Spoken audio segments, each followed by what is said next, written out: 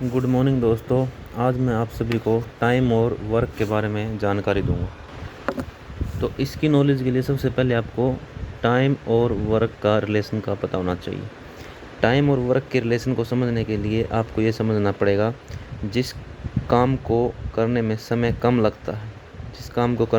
कम लगता है उस काम की स्पीड क्या होती है, ज़्यादा होती है। कहने का मतलब ये है, अगर कोई काम जल्दी जल्दी हो जाएगा तो वो ज़्यादा होगा, मतलब कम समय ज़्यादा काम। अगर समय कम लगेगा तो काम ज़्यादा ऑटोमेटिक ही हो जाएगा। एक रिलेशन ही हो गया। उसके बाद फिर आ जाती है एफिशिएंसी और टाइम और वर्क। अगर किसी की काम करने की एफिशिएंसी ज़्यादा है, मीन्स एफिशिएंसी बहुत ज़्यादा है, तो समय क्या लगेगा, कम लगेगा और वर्क ज़्यादा होगा। एक रिलेशन ये बनता है इसके बीच में। तो ये चीज़ समझ में आएगी तभी आप पूरी कैलकुलेशन कर सकते हैं। ठीक है, एग्जाम्पल के तौर पर अगर कोई इंसान एक कुर्सी एक दिन में बनाता है और दूसरा इंसान वही कुर्सी 2 दिन में बनाता है, तो इसकी काम करने की स्पीड ज़्यादा है, इसकी कम है। तो जो अगर 10 कुर्सी बनानी है तो ये 10 दिन में बना देगा, और ये कितने दिन में बनाएगा, ये 20 दिन में बनाएगा। समझ गए? जब आपका कॉन्सेप्ट क्लियर होगा तो आपको कोई डाउट नहीं होगा कि सम कहीं से भी दे दो आप निकाल लोगे। रेलवे, एसएससी, सीजीएल में हर एग्ज़ाम में इसी प्रकार के सम आते हैं। अभी मैं एग्जाम्पल के तौर पर आपको कुछ सम दिखाता हूँ।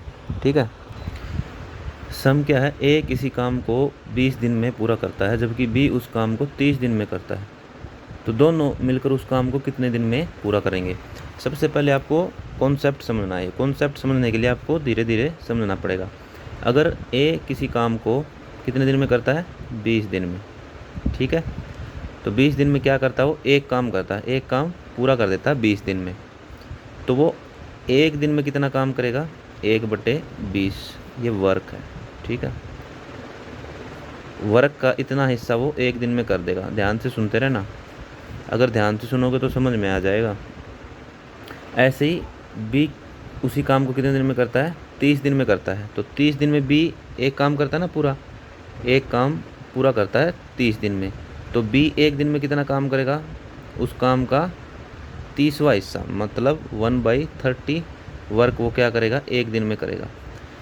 तो उसने पूछा है दोनों मिलकर उस काम को कितने दिन में करेंगे, तो हम सबसे पहले एक दिन का काम निकालेंगे। दोनों का एक दिन का काम कितना होगा, ए तो एक दिन में इतना काम करता है और बी एक दिन में इतना काम करता है, तो ए प्लस बी दोनों मिलकर एक दिन में कितना काम करते हैं, 1/20 प्लस 1/30। अगर कोई चीज़ समझ में नहीं आती तो कमेंट करके बता देना, मैं आपको बिल्कुल उसका आंसर बताऊंगा।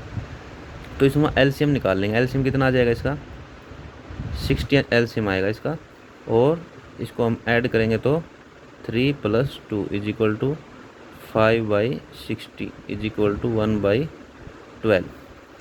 तो ए प्लस बी एक दिन में कितना काम करते हैं, 1/12।